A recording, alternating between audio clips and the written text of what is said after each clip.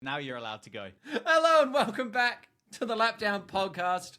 My name's Alex. The next voice you're going to hear is Dan. We've messed up the intro of episode 2 immediately, but we have been allowed back for another episode. Dan, how you doing? I'm good. I mean, not as premature as you. I think there's various kind of Newman sponsorships that we've just opened ourselves up for on the pod there with your... This is the second week in a row that you're trying to get a sponsor on the pod. It was Tic Tacs last week and now it's Newman. Hey, you play the game, and I'm here to help you out. But I'm all right. Early. I've jumped the start. I'm all right. And isn't it novel of us to allow ourselves back onto our own podcast for a second week? I know. We checked and we're allowed. Producer Brian has said it's okay and we're in. We're back in the seat. And we've got stuff to talk about. The machine is moving. The F1 machine. Yeah, they've covered it in carbon fiber. And it's just ticking along, isn't it? Like it's there, it's ready to go. The first race is getting closer.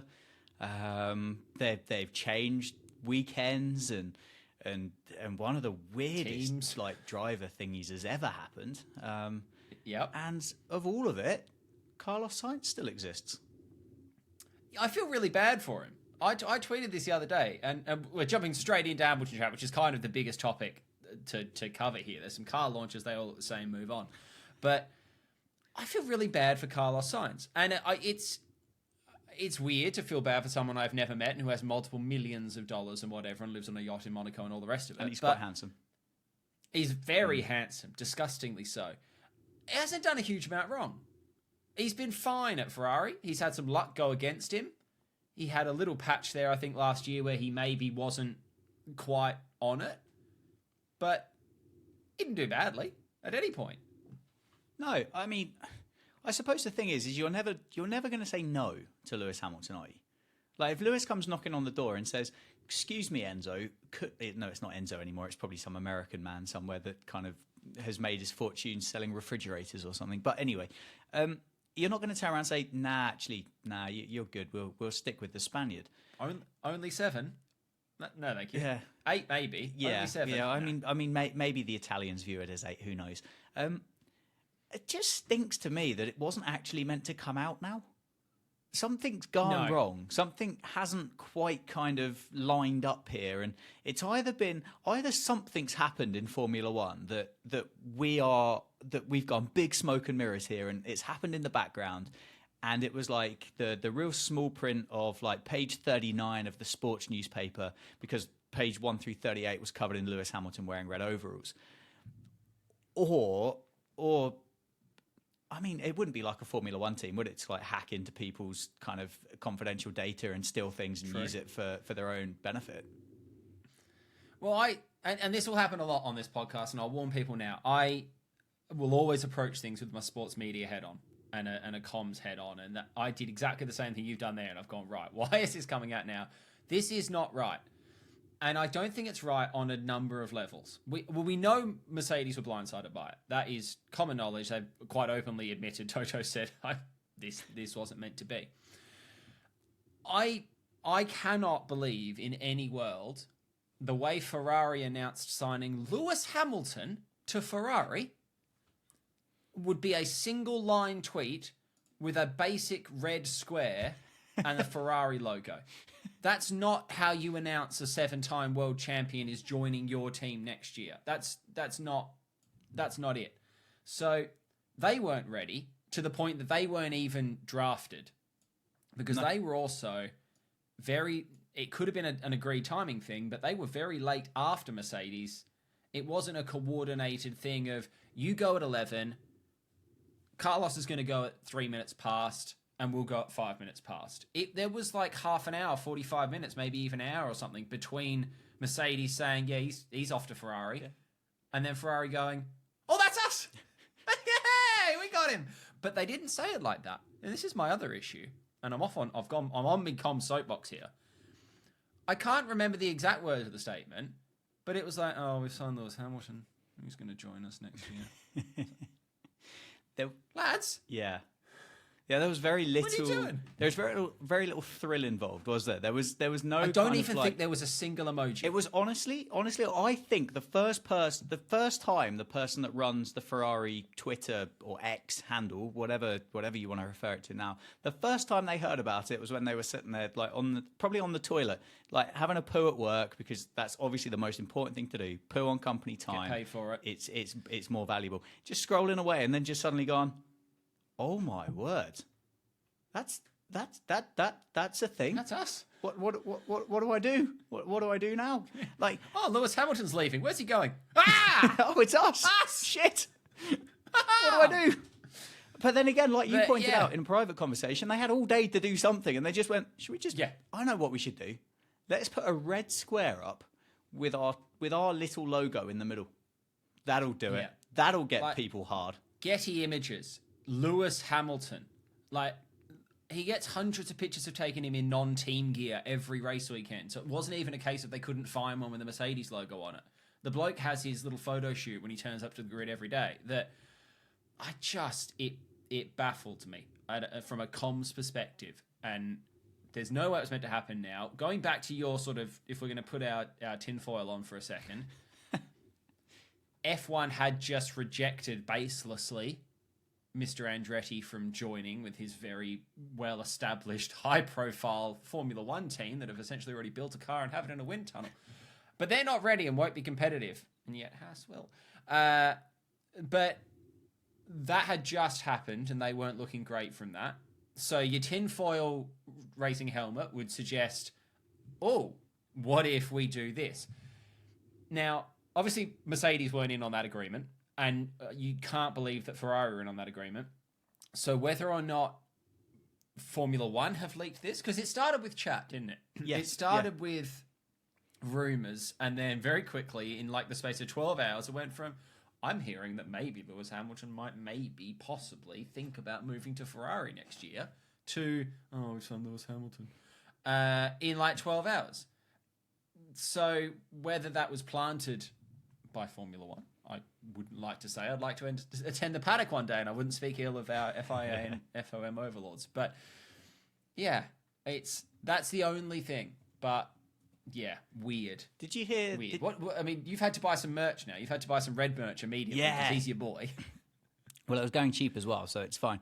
Yeah, it's end of season sales. You cashed in. Yeah, I was going to ask actually before we kind of started talking about the fact that I wasted money on a Ferrari t-shirt, which kind of I did for lols, but also made me feel slightly sick at the same time. But anyway, did you see the claim that actually it was Peroni that provided the little Easter egg? Did you see that? I saw this, and then I can't remember any of the details, but I feel like it was quickly debugged. Well, the thing is it might well have been. It might be complete coincidence, but there was an advert posted on, I think, on the same day or the morning of that day, where because they just announced them, hadn't exactly they, as a partner, as a sponsor, which I think works quite well. A nice Italian car and a nice Italian beer. What a lovely combination! And in this advert, amongst all of like your caps and your Ferrari cologne, because why would you not want to smell like a Ferrari? And to be fair, if somebody said to me, Daniel, would you like to smell like Charles Leclerc for the rest of your life? I'd probably say yes. Don't know what he smells like, but I suspect it's good. It's going to be nice. Yeah. It's going to be There was a tiny little toy Ferrari in the advert with a number 44 on it. And I wonder whether, because speaking of people with tinfoil helmets, it doesn't take much, does it, to get people excited?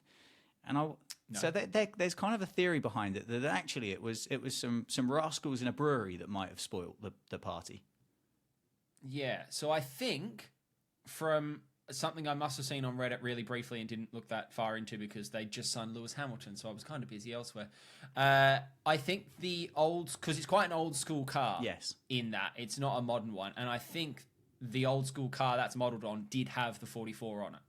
I think to sort of spoil everyone's fun. I think it's upsettingly coincidental, but I think, and I could be wrong, and someone can correct me angrily in an email. Actually. But I think it was actually coincidental that the old school car they'd chosen actually had that number 44 on, and it was just that, I think. But it's more fun to assume that it was actually a teasy leak that one of the beer boys had messed it up. Yeah, the beer loving Italians just had a bit of a heavy night and thought, you know what would be funny? Yeah. Just stick a number 44 on a little toy. Well, you can't have a heavy night because it's that Peroni Nestora or whatever it is, because they're not allowed to have actual beers. So it's the Peroni 00. Of course, because drinking and smoking is really bad for you, but gambling's fine. Fine. Except in like 4 countries, one of which is Switzerland, which is where they're based, which is kind of funny. Yeah. But how do you feel about it? Obviously, it matters not to us. He's going to go and get 400 million euros or whatever it is over however many years. He will still be a very good driver. He will just now be a very good driver in red. But how does that sit with you? And as a Lewis Hamilton fan, talk to me about motives. So as it sits with me, I think it struggles to get much cooler than that in Formula One right now. I think Lewis carries the sport right now. I think he has done probably for the last 10 years. I know there's been a few people, a few upstarts here and there that have had a little dip at it, but they don't, as good as they are behind a wheel, and as much as some people don't like Lewis, they don't have the charisma, the characteristics that Lewis possesses that does rub a few people up the wrong way. And Ferrari, you can't have Formula One without Ferrari, and you can't have Ferrari without Formula One. All of the history that's associated to it, they're the only team that's been there since day one continuously. There's something really kind of cool about watching a red car, even though that probably won't be red this year, racing around a racetrack. And in terms of motives, and again, and obviously I'll kind of throw back to you as a DTS joiner, but and I think sometimes it might be lost on newer Formula One fans, and it's not to say that this is a bad thing, but I think sometimes it's lost the fact that Lewis Hamilton is actually a massive Formula One fan, and once upon a time, before he was a 7-time world champion, was actually a small child, and grew up watching Formula One and watching the red cars of Ferrari with Michael Schumacher behind the wheel, driving around race circuits very quickly and winning lots of things. And for somebody I know I'm slightly younger than him, you're obviously slightly younger than him, but I grew up watching Ferrari do well, and I would imagine if somebody comes and knocks on your door from Ferrari and says, well, you're good, you like Formula One, you grew up watching us do well, fancy coming and having a little drive of a red one? Here's 400 million euros. That's a sweetener. That's a sweetener. That's by the by. I'm all nostalgia. I don't think the money's got anything to do with it. No, and I actually think there is something in that as well. I think the bloke must have more money than he could ever possibly want to spend, and when you've got that much money, it's not hard to make more money from that money to top up the money that you just spent very comfortably. For me, it's a very ego-driven move, but in an absolutely understandably way, and that he is entitled to have the ego that he has. I came into Formula One and have always found, and you've got to be careful saying this because you will piss off Team LH44, he carries a strong arrogance about him, but he carries an arrogance of someone that has won 7 world championships and is better than everyone else because he is. He's not a rookie that's come in with arrogance and self-worth. He has this worth, and he's acknowledged that. And his opinion of himself is on par with everyone else. So I agree with you that I think he is the name in Formula One as it stands. And Ferrari are the team in Formula One and always will be. So it makes sense that the name and the team are aligned. And I mean, even if he said to me, I did just go because they wanted to give me 400 million euros, fair play, lad. Like, I've always, having seen the other side of sport, will never criticize an athlete for taking the money option. It doesn't matter. It's their job. They are entitled to be paid well for their job. Yeah, absolutely. I mean, it kind of goes into a bit more detail here, and it says that he's what's he done? He's initially turned down a 2-year deal worth just over $50 million per season. Is that it? Yeah. Which is pocket change. Because the thing is, and obviously I don't know, as well as I've done on YouTube in the past, I'm not quite in these upper echelons. I'm a few divisions down. Where I say a few divisions, several. But Sunday cricket. Yeah, you must get to a point when you earn so much money that actually it becomes worthless because you don't actually pay for anything. You never no. You don't do anything, do you? I mean, if in all of his cars that he's got, he doesn't pop down the Mercedes dealership and says, "Oh, can I just?" And he goes, "Yeah, we can put that on finance for you, Lewis. No problem at all." He just turns up, and Mr. Benz just gives him the keys to another one, similar as to what he'll do with a Ferrari with his company car. So anyway, so then he's kind of signed one for $87 million a year for 2025, with an option to extend for 2026, which I think will come down purely to how competitive that Ferrari is and if he feels like there's a chance of him actually doing something. Quarter of it goes to Mission 44, which is his kind of project to help underrepresented people work in Formula One, which, what a great way to kind of fund that. And then on top of that, a $272 million investment where Lewis Hamilton becomes an ambassador for Ferrari. And I mean, if not driving the Formula One car sounds pretty cool in the first place, to kind of walk around afterwards as a gentleman and kind of go, "I'm an ambassador for Ferrari." It's kind of cool. And why did Mercedes turn him down? Yeah, that's the other point. Is what are they playing at? Like, unless that, because this is bad. I can't remember what the young lad's name is. There is an absolute gun coming through who's about 9 years old or something, and everyone's really excited about him. Italian, ironically, I think he's an Italian guy by the sound of the name. I can't remember it. It ended in an Ellie of some description. Is he not Estonian? Maybe. I've generalised everybody. Whether or not it's because Mercedes have gone, actually, we wouldn't mind saving just a little bit of a lot of the money that we're paying, and you are quite old now, and we want to build towards a hard push. You know, we've absolutely ballsed up this regulation change. There's a huge one coming in 26. Let's not do it again. But also, we don't want to be a year into the new regulations changing drivers. So we want to clean break it into 26. So we weren't going to take you any further. We'd rather blood someone in beyond that, possibly. But it's Lewis Hamilton you're bidding off, which is quite a strong move. Yeah, and they've decided to keep David Coulthard as their ambassador, who also Big Davey likes to drink a couple of Red Bulls on the side. It's Andrea Kimi Antonelli, who That's is Italian. The one. I said it was an Ellie. He is Italian. He was born in 2006, so he is a young man. And the lad that I was thinking of, who is the Estonian, who's also part of it, is Paul Aron, who was born in 2006 from Estonia. So they have got those two guys, young upstarts in the ranks. I think something that probably hasn't been discussed about, and I think maybe leads quite nicely onto liveries. If you're kind of happy to move on, I don't know whether you've got any more you want to talk about with Lewis.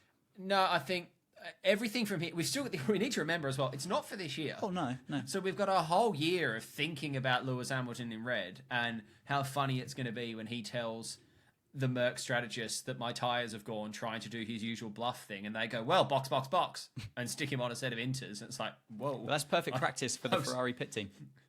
I was quite happy on the softs. We can almost, I think, put it to bed. It's 12 months away. There's a lot to happen between now and then. I think it's a good move for everyone apart from Mercedes, basically. Yeah, I think they've dipped out, haven't they? They've not really got the long-term return for what they've invested in over his career. But I don't necessarily think they've got anybody to blame but themselves with the way that they've handled this over the last well, however long it's been going on for. Anyway, the thought that I wanted to spare a thought for were the livery designs at Ferrari. Because assuming Monster aren't going to bin off Lewis Hamilton now that he's going to leave Mercedes, because they've got a badge on a McLaren somewhere, but which company in the world doesn't have a badge on the McLaren somewhere? Yeah. How are the designers at Ferrari going to incorporate some fluoro yellow claw mark M onto the lovely, sleek and sexy red Ferrari? Where does that go? I think that's the real loser from this situation. Didn't we have... Yeah, 2021, Ferrari had that terrible Mission Winnow green M on it. So they've practiced. Oh. They've practiced it. And it was ghastly. Yeah. Like, ghastly. So, spare a thought for them, but also, we kind of know what's coming, and it's not good. It'll be there. It is not good. It'll be somewhere. And spoilers for the next 10 minutes of the pod, here comes livery chat. They're all not good. We can move on. There it is. They're all not good. We'll go in order, shall we? Can do, but I mean, one thing I would say before we go into it: how can they not be? Can they be not good if they've literally done nothing? But they've done nothing but backwards. They've not moved forward, and in doing so, they've moved backwards. Do you know? Because I looked at a couple of them and I wondered why they bothered in the slightest. If it saves so much weight and so much effort and energy and all whatever else they need to do, and they could sack the person that paints the car and get somebody in to do something else about wheel weights or something, why not? Why don't they just all have like what was the point? Like Alpine have done so little. Why don't they just have a completely carbon car and move on? But anyway, yeah, as you said, start from the beginning. Give us the first one. Haas. One word response to the Haas livery. Go. Meh. Shrug. There you go. It's an audio medium, Dan. Oh, bugger. I'm new to this stuff.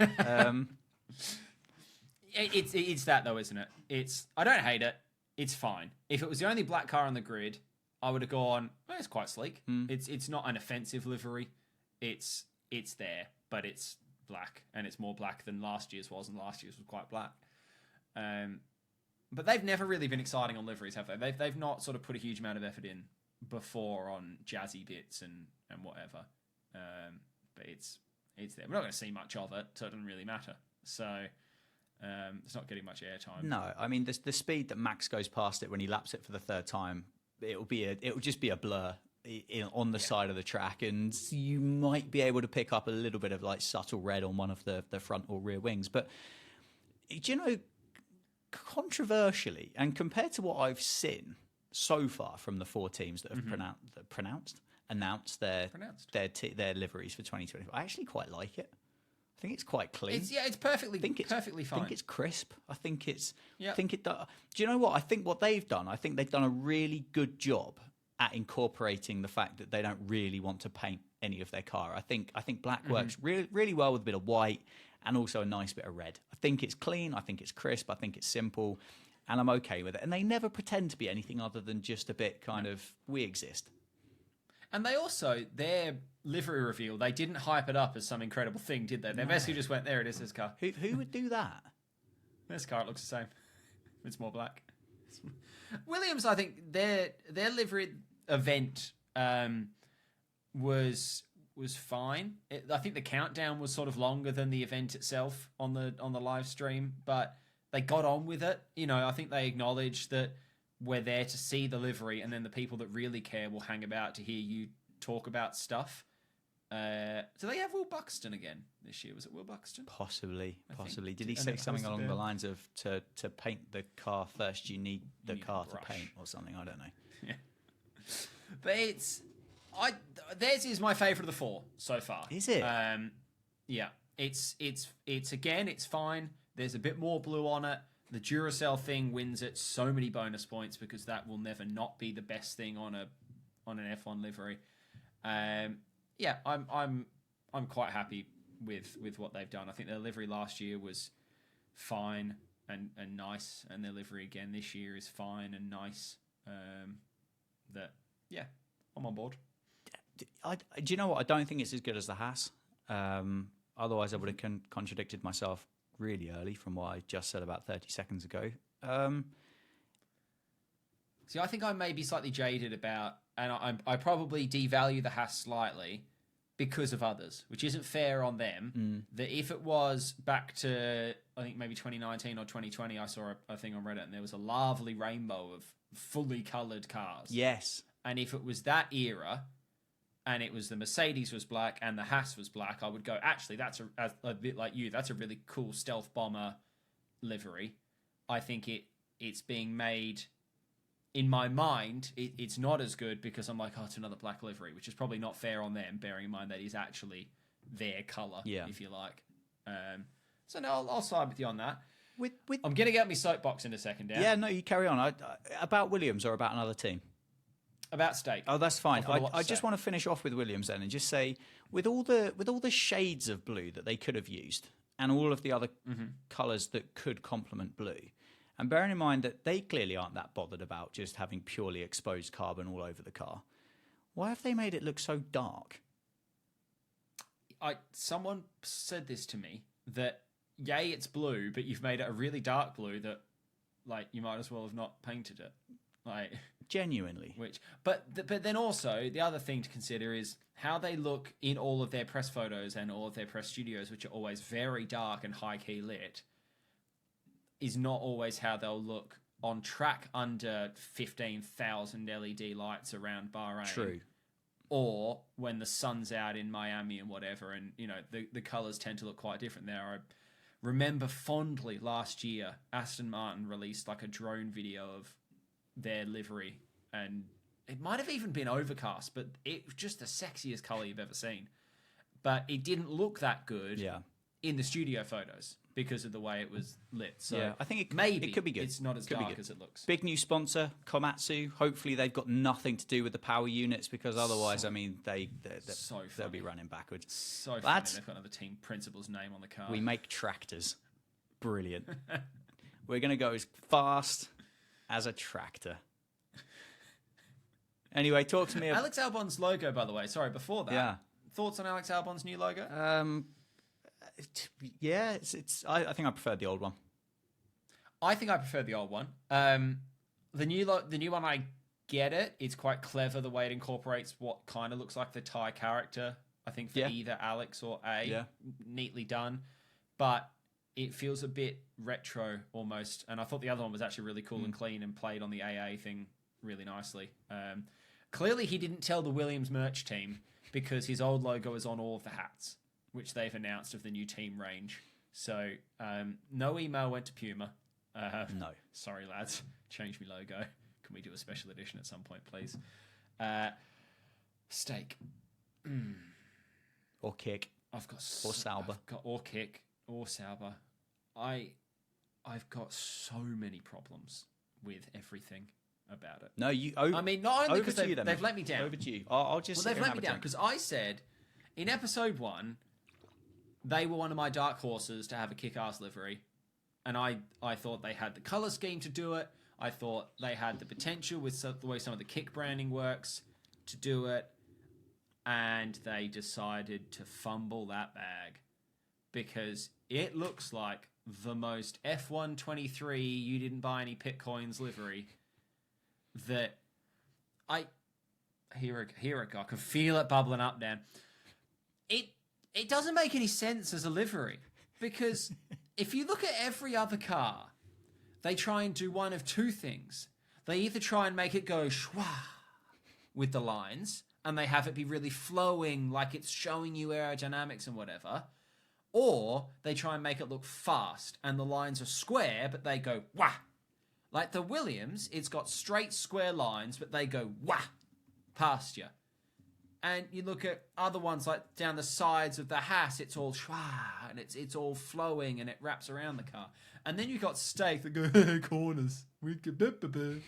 Like the lines down the side of it don't relate to anything. They're not making it look quick. They're not making it look sleek. They're not making it look cool. I just do not understand what the goal was. I don't get it. And the nose is honking. It's just, I don't have a good word to say about it. I think the nose could smell tomorrow's dinner. I think if you were to compare that to a person, I think is probably how you would end up with. I think what's happened is, as I've just learned, the team chief of Steak is a person called Alessandro Aluni Bravi. Sorry, Brava. No Brava, Bravi. And I think probably what's happened is over the Christmas break, he's gone home, taken his briefcase back from Switzerland back to Italy, spent some time with his family. And I think at some point as to what's happened, his young child, maybe 4 years old, has been exploring on Christmas Day because, well, at that point there, they don't really care, do they? They don't care about Christmas. They don't get it. They might have had a fortune spent on them. It makes nothing. And what's happened is he's got in the office. They've broken into the briefcase. They've taken basically what was a template of a Formula One car out of the briefcase that Alessandri was meant to pass over to the chief livery designer of Stake, Sauber, Kick F1 team on the return after the New Year's Eve celebrations. And what's happened is the kid's got the bit of paper. He's found, those like fluoro highlighters. He had one of those in the bag as well. The old Stablos. Exactly. Everyone had a Stablo. Yeah.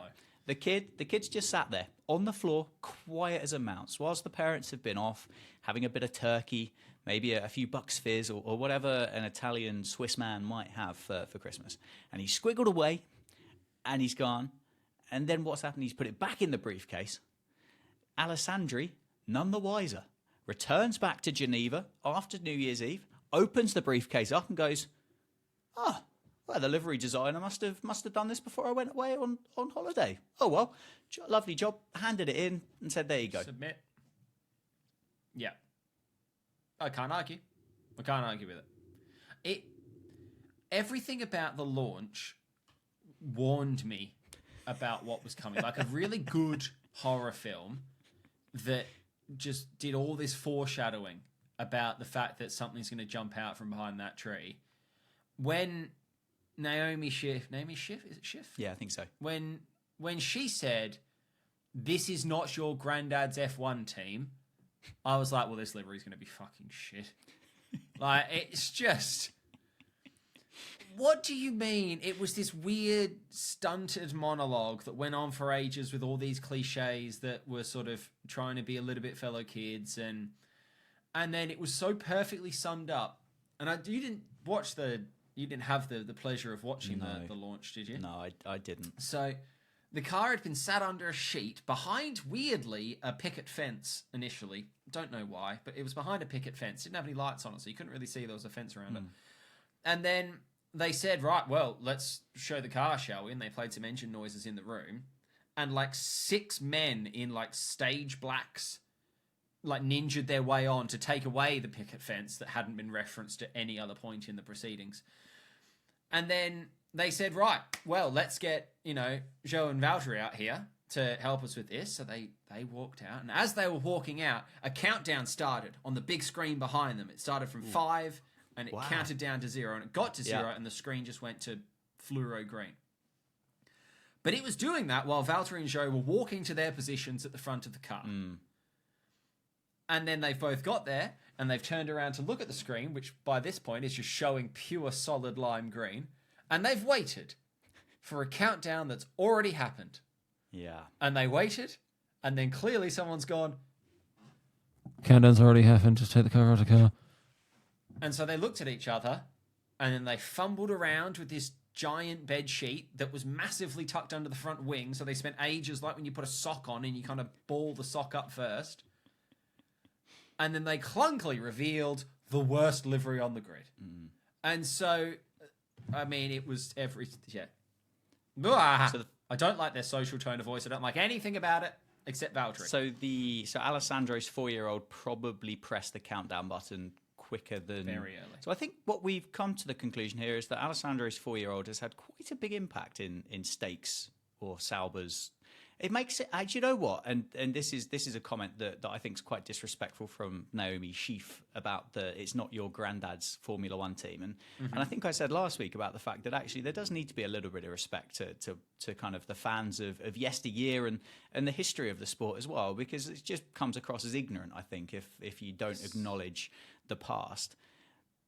But I actually feel a little bit sick the fact that Peter Sauber, one of the greatest minds in Formula One, has any kind of association with this absolute dog egg of a car.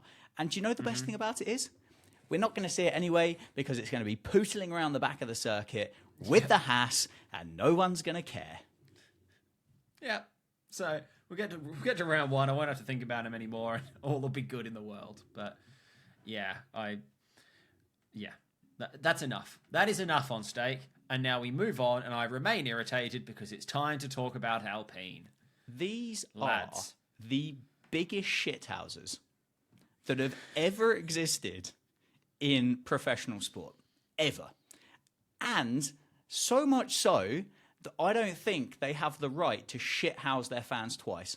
They've shithoused them with their renders and their teasers. Oh, just time for another teaser, lads! Ooh, and everyone's gone. It's pink, oh my it's god, camo. this Ooh, is it's gonna look bubblegum. like sex on wheels. It's gonna be the tits, and I can't wait to get my merch because I love Alpine. Said no one ever, and I'm just gonna get stuck in. And then they've revealed it, and they've gone, and everyone's kind of vomited, and now they're trolling everybody again because they had the audacity to get excited and believe and enjoy and live up to the hype that they built up about it, and then they're laughing at you twice. And whoever it is, just piss off. Like, just go away. That's bollocks. It's so bad. It's awful. And the fact that you're winding people up twice, there is no chill there, and somebody at Alpine needs a backhand across the face. So I agree with half of that. You can't do it twice. I don't understand what the plan was with the pink camo stuff. I don't get it. I don't get it from a fan perspective. I don't get it from a sports media comms perspective. I can't see what they were trying to do because they never referenced the pink camo during the car launch. It's not as if the whole joke was, it's camo, it was supposed to be a covering, we took the covering off, we revealed the car. It just never was referenced again. The pattern, the colour, nothing. They didn't even reference the fact that they teased anything. So they've either forgotten that they'd done that, or no one told the social team that we're not using that livery anymore, cancel those scheduled tweets, lads, because we've changed everything and it's now solely black. Paint's too heavy. It's a yuck black as well. Again, it's not a pleasant livery. It doesn't have anything inspiring about it. I think if you look at McLaren is very black this year, but your first glance when you look at it is, ooh, papaya. It's not, ooh, black. You go, well, that's papaya. Oh, there's a fair bit of black on it. But the initial unboxing reads, it gives papaya. And it's something that Red Bull do very cleverly. If you look at last year's Red Bull, because people always go, oh, but how come Red Bull don't need to run a bare carbon livery? Oh, everyone else is trying to save weight. There's quite a bit of exposed carbon on that Red Bull. They're just clever about where it is and how they've used it, and it helps that their navy is already quite dark. But a good chunk of the bottom half of that car is bare carbon.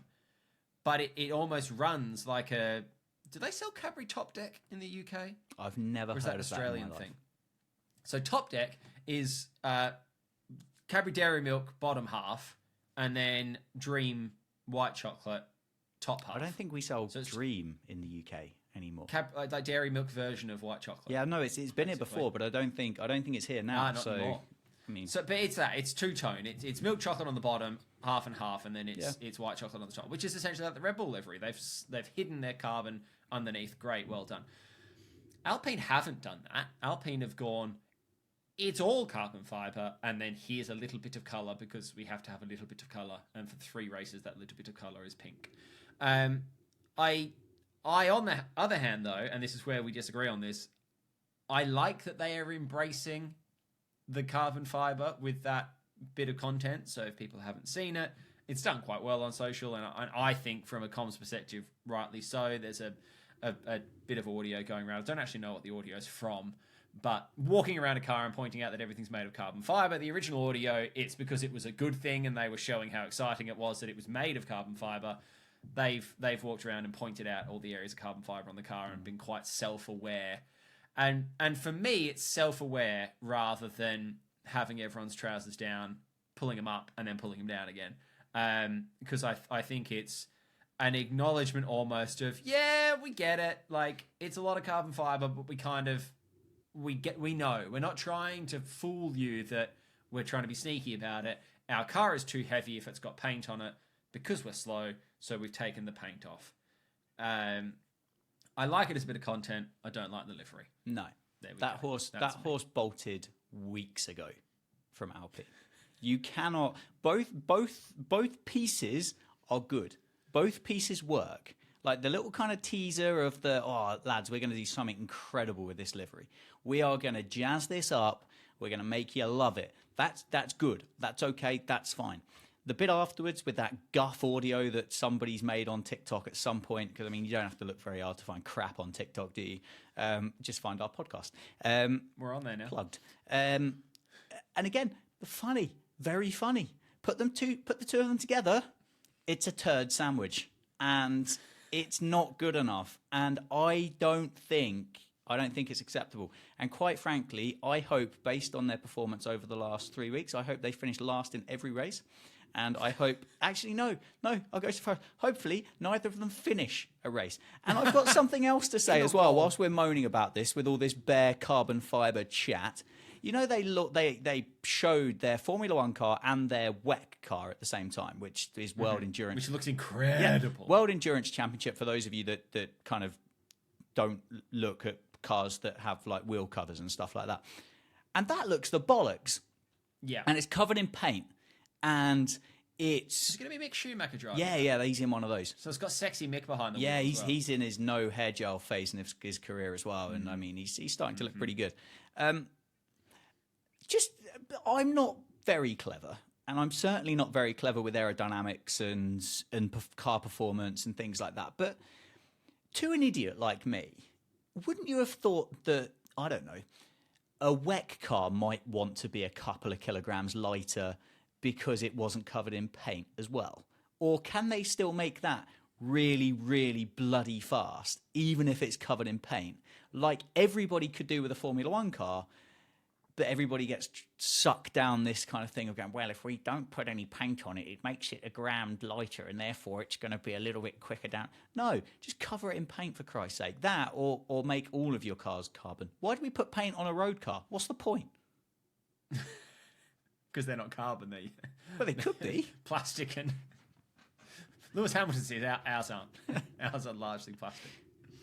Right, that's enough chatting about paint. There's been a lot of pod in last week's episode and this week's episode about paint. Guess what? The next episode, there's going to be some more chat about paint because we've seen the last 4 cars at that point. Are you optimistic that any of the next 4 are going to be any better? I've seen a couple of teasers from Ferrari. I like their new wheel covers that have the yellow stripe on them. I mean, who knows? Maybe, maybe they went to the same graphic design school as Alpine. Could be bullshit. If there's a yellow stripe on the wheel, maybe they're leaning more into the yellow, and last year's yellow and red livery was quite a sexy thing. So, fingers crossed. Mercedes will be black. Hopefully we talked about this last week, but hopefully they put some Petronas, schwabbada-babbadas on it. Max has already said the Red Bull looks exactly the same. And I think Yuki Tsunoda, so we're recording this the day of the Cash App Bastards season launch. And Yuki Tsunoda's accidentally leaked that livery, and it looks quite nice. I think it's quite old school Toro Rosso with a big green side pod. So we'll talk about them in depth next time. But I think the back half of livery season might be better than the front half. It's going to struggle to be worse. You'd think so. Let's talk sprints. Woo. Daniel, how do you feel about sprints in general before we discuss the new format? Are you pro sprint, anti sprint, mess sprint? I kind of liked sprint back in school because it was just over a bit quicker than like a 1500. When it comes to Formula One, you're not built for distance. Completely indifferent about it. I get it. I do understand it. I understand that, like, in this modern day world where everybody's got the attention span of a goldfish, sometimes we need a little bit more excitement on our life because cars traveling at 200 plus mile an hour round corners and things just isn't very exciting. So we sometimes need more of it. Has it made the sport significantly better? Probably not. Has it made it any worse? Definitely not. Yeah. And we've had a couple of good ones, but they've normally only been at Brazil, haven't they? There was a banger. Qatar's was a banger. Yeah. That was good. But a track like that, it works nicely for a sprint because they are literally going foot down on a very high intensity track. But that's the same as everything. If we're going to judge it only on the good ones, then everything's going to be good if you forget the bad ones. I see the sprint races for me are like lemonade. I'll take a lemonade. I'd prefer a lemonade to a glass of water. I don't prefer a lemonade over a Coke Zero. Okay. So if we're gonna liken, as I am, racing to beverages, it's fine. It's a perfectly acceptable drink, and I would take it over an FP3 session. And I think we'll talk about the new format in a second. But I like, in a way, the forced shake-up that a sprint weekend gives you, because they don't have so much time to dial that car into perfection and nail every bit of data around that track. I like the reduced practice time, and I think that's something they could carry further forward, even on non-sprint weekends. But the new format, Fridays are the only free practice session, so it's FP full stop, and sprint qualies in the afternoon. The cars are then going into Parc Fermé 1 before the sprint race on Saturday morning. The cars then come out of Parc Fermé until we hit quali, where the cars go into Parc Fermé 2. So quali stays at its normal time, and then it's the race on Sunday. I think it's a better format than what they've had so far. I think it's logical that you keep everything like compartmentalized into its own bit. Like, we have a practice, and then we sprint, and then we race. None of it impacts anything else. Have at it. Yeah, I do agree. I think the way they've lined it up for 2024 definitely makes more sense. I'm kind of impressed that they've stuck with it for as long as they have. Like, I know Formula One have tried various different things in the past that have sometimes even just lasted one race. There was kind of a last man standing qualifying situation that happened a few years ago at Albert Park, that I think got ditched after literally one attempt at it. And they went, nah, it's not for us. And that's not fair. It wouldn't have surprised me if they hadn't have gone the same way with the sprint weekends. I still don't exactly know why it's kind of, we'll have it here, but we won't have it there. That seems a little bit strange to me. I thought they might have like just fully invested into it by now and given us a sprint weekend, but then it stops becoming a sprint weekend at that point, doesn't it? Just giving us a sprint race during this championship. Yeah. Why would you not do that? I mean, you could allow some of these teams an extra engine here or there, couldn't you? And kind of say, well, have a couple more rounds. Does it really affect anything with anybody's ability to catch up in their attempt to chase down Max Verstappen and the Red Bull? Probably not, because nobody did anyway last year with the additional running that they had. Formula One get to sell some more tickets at a bit of a higher price because they'll get to go, you come on a Saturday, you can watch a race, which is good. And I think you'd probably get more people watching it on the telly as well if you got two races out of it. Again, it's kind of a bit of a slide away from the history, but I don't necessarily think it's a bad slide away from the history. I think it could be a really positive and progressive thing. Just a bit confused why it's kind of like we'll pick and choose when we do and don't want to do it. Yeah, whether or not that's... I would say pretty certainly that the reason we've only got it some places is because they're not fully confident in it yet, but I think they are happy enough in it that they think they've got something here, so we'll sound it out, but because we're not fully confident on it, we don't want to roll it out everywhere. I do wonder whether it would get a little bit tiresome 24 times. And I think there's maybe a question as well around like team workloads and mechanic workloads. If you're essentially almost doubling your calendar then to 48 races, call it 36 if you want to consider them halves or whatever. But you're putting more pressure on your team members that are already every second weekend of the year in a different time zone, a different country, doing quite a lot of work. So I think you either need to mandate different teams or a maximum number of weekends that a staff member can do, and you have, I don't know how many people are in like one garage's engineering team, for example, but say it's 15, whether the teams actually have to have 30 for that garage and they are mandated that you can only do 12 race weekends a year and something like that. But yeah, it's fine. I do buy in slightly to this concept that it's a bit of a spoiler for the weekend. Yeah. That barring something weird happening, someone getting their timings wrong or their run plan wrong or going off into the gravel and sprint quali, it's probably going to be your quali standings, plus or minus 1 or 2.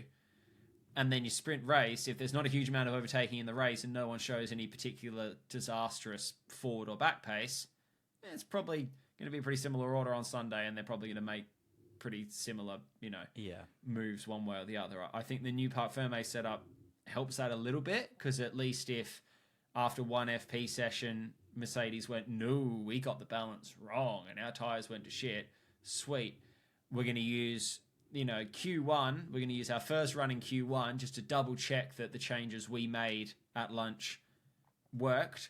Sweet, they did. Let's make sure we get through Q1, and now we might be more competitive. But I don't think you're going to get teams going from starting P9 to starting front row, and I don't think you're going to see someone that gained a place in the sprint race gaining 14 places in a race. So I'd rather watch it than an FP session.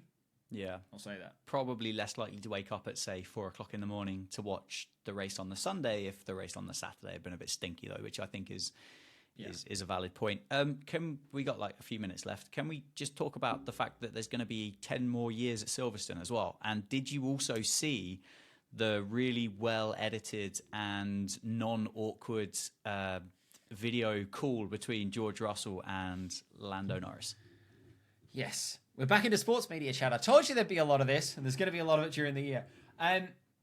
Concept fine, what they're doing. It's a thing that's going on at the minute in comms and marketing. Everyone saw what that Maybelline ad was, where they put giant lashes on everyone in the marketing world, Dan, saw what Maybelline did, and they put some CGI lashes on a London double-decker bus, and it drove underneath a signpost that was made of a Maybelline mascara brush, and it was very cool, and everyone went, that's really nicely done, great idea, well done. And then every other marketing team in the world went, let's do a giant version of something CGI. And Silverstone have now gone, let's do a giant version of something CGI. The concept, fine. F1 drivers are drivers, not actors. And so that the delivery perhaps didn't land from George Russell. And the delivery and perhaps didn't land from Lando Norris either. And I didn't really understand what relevance the giant Pirelli medium had to that it's been renewed for 10 years. Like, it wasn't like, oh, hey, I've got something big to show you. And it's a tyre, and also, I don't know. So great news, weird and expensive, because give you a hot tip, that the CGI was quite well done, and you're not doing that in your own office. You paid someone to do that, and they've charged you a good chunk for it. So, but yeah, no, good news. You've given the game away slightly there. Have I? Because I'd like to know, what have I done wrong? And I've always wondered, what are we saying about the pronunciation of the British Grand Prix? And I want to know opinions on this. Is it Silverstone? Is it Silverstone? Because I believe Crofty says Silverstone. And I think it's like almost a 50-50 split on... I think Karoon says Silverstone. I think Brundle says Silverstone. What's the name of the bloody track and how are we pronouncing it? Well, you live more local to it than I do. But then again, you are Australian, so therefore probably don't get a full kind of opinion, or at least one that's even remotely valid. But I would call it Silverstone. Oh, you've stoned. But I thought you said Stunner. I mean, I might do, but then maybe I'm going to have to backtrack on this and have a listen back through. But I think I would go Silverstone. Do you know what though? The most exciting thing about it is the fact that it is at a proper racetrack for 10 more years. Yes. Because I've just had a quick look, because a lot of these circuits they're roughly about kind of 20 to 30 miles outside of the kind of the central location, aren't they? So when they say there's an Austin Formula One circuit, it kind of is. It's in the same postcode. However, it's an hour and a half's drive away from downtown Austin. And I think Miami is fairly similar. I think Madrid is obviously in some industrial unit somewhere. Yeah. So I think I've just had a look here for like a 30-mile radius from central London, because clearly London's going to be the place. It's going to be the London Grand Prix.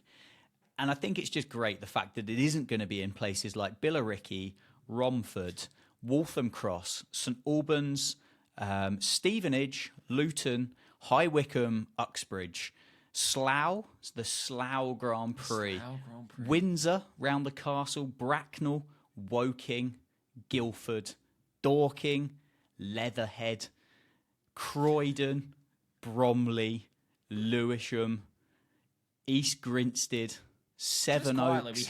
We have to have a Grand Prix at a place called Lewisham. It's his home bloody Grand Prix, Dan. I like that point. Let's just move it now. Move it now. We're done. Lock it in. Stefano, get on it. We're making a change. Tear up the contract. But yeah, no, it's a very valid point. It's a very valid point. Hey, that's going to be us, isn't it? Let's look. More completely uninformed opinions that, hey, you may or may not agree with. And if you do agree with them, tell us to validate us. And if you don't agree with them, tell us for the sake of engagement, and we'll discuss it next week. Yeah, I mean, fair play to you. If you've got to the end of 2 of these podcasts now, then fair bloody play to you. Give yourself a nice pat on the back. Go and have a strong shot of whatever you might need to recover from 55, 57 minutes Peroni, of utter waffle. Peroni 0.0. Yeah, could be Peroni 0.0. Could be some of the lemonade that you mentioned earlier about a sprint weekend. Yeah. Who knows? All of the above. And if you're not doing it already, go and follow us on the social media things and get in contact, interact with stuff. Because the TikToks are kind of doing all right, aren't they? Which is kind of surprising. And when we get into the season proper, we love a shitpost. So there'll be some memeing go on the socials to support our ill-informed opinions. But yeah, we're LapdownPod on TikTok, Instagram, Twitter. You can email us lapdownpod@gmail.com. Where can they find you, Dan? On the internet. Please don't turn up at my house. What are you, at Dan Jads underscore? Oh, yeah, at Dan Jads underscore. As soon as you put the Z in there, it kind of narrows the search down, so not too difficult to find. And you'll find me on Alex Typed That on Twitter and Insta. And I think I'm Well Look It's Alex on TikTok. There's not a lot of value on there from me. But thank you for hanging out again. We'll be back in another week or two when we've had a few more black cars to look at, and as we get closer and closer to testing and more Ted's notebooks for 2024. But thank you for hanging out with us, and we'll see you next time.